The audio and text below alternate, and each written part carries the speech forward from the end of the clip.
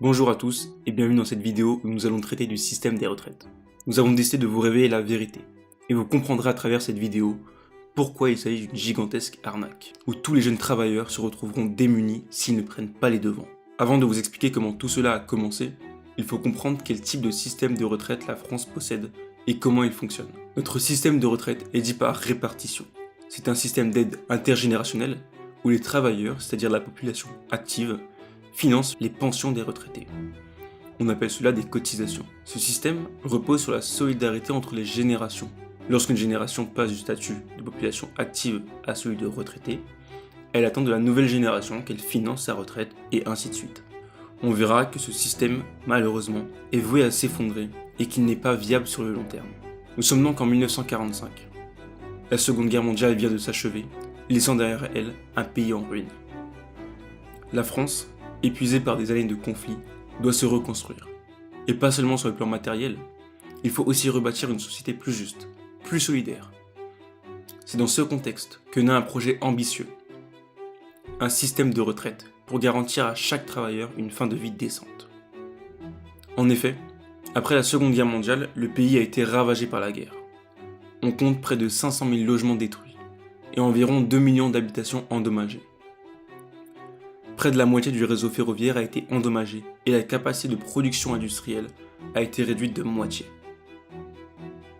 Pour faire simple, les prix ont été multipliés par près de 4 entre 1939 et 1944. Cette situation dramatique a aggravé la précarité, réduisant l'accès aux soins, à la nourriture, au logement, et plonge une grande partie de la population dans une véritable misère sociale.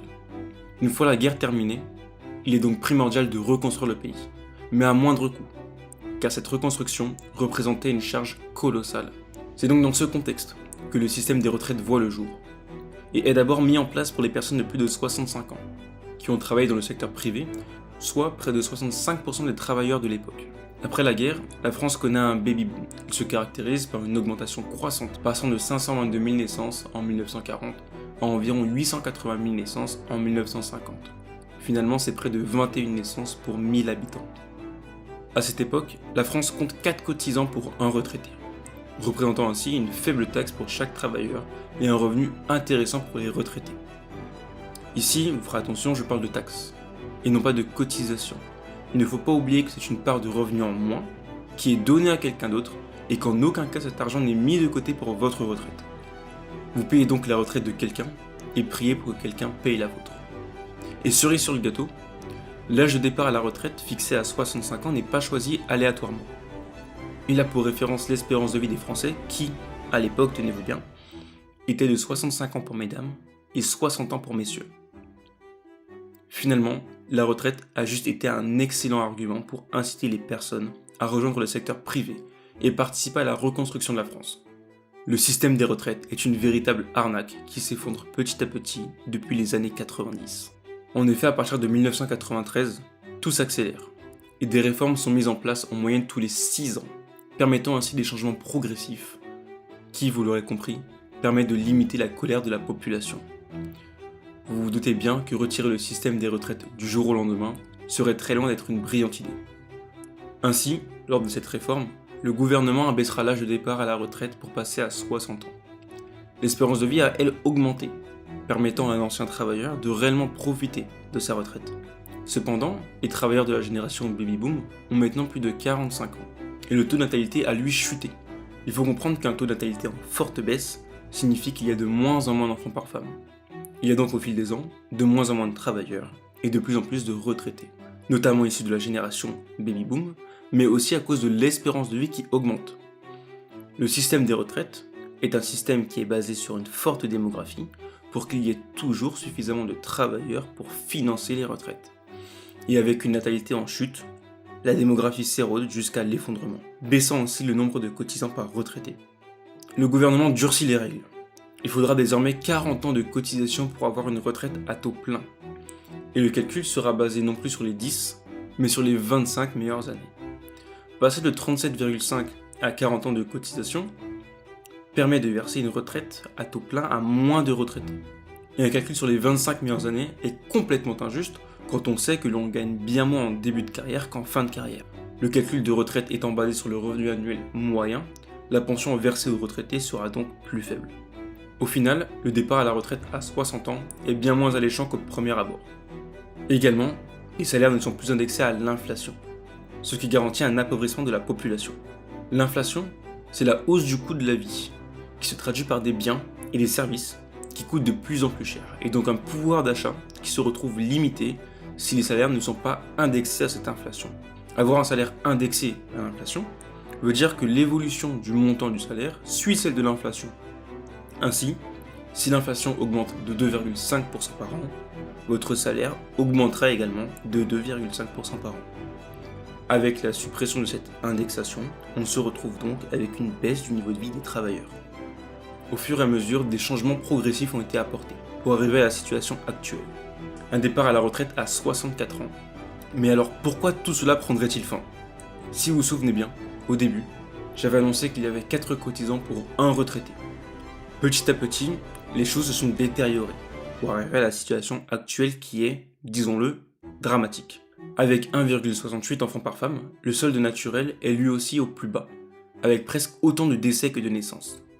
Le système même est donc menacé. Avec une question, qui paiera les retraites si le nombre de retraités ne cesse de croître et que le nombre de travailleurs ne cesse de diminuer ?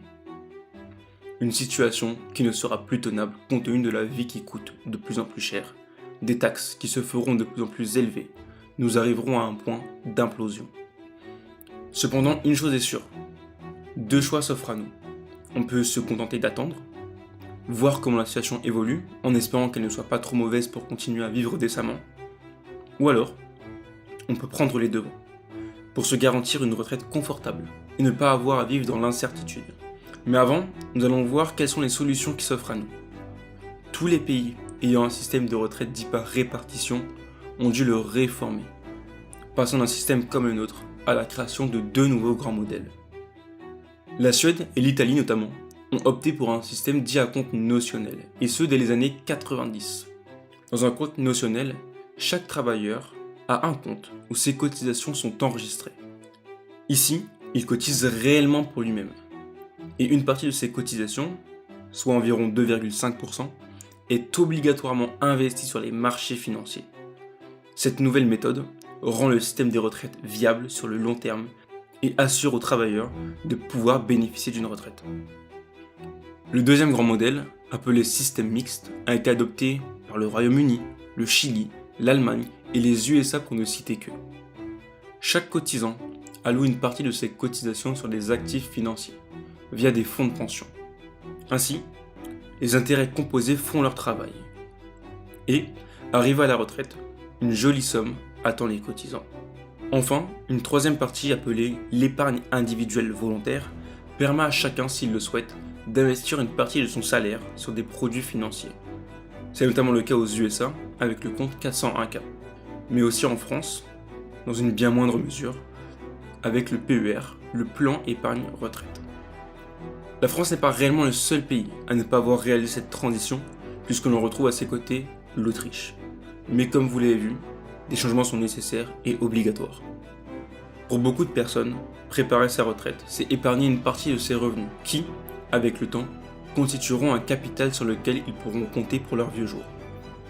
Les personnes qui ont choisi cette option ont malheureusement fait une grosse erreur. En effet, ils n'ont pas pris en compte l'inflation. Vous savez, c'est ce mécanisme qui crée une augmentation des prix.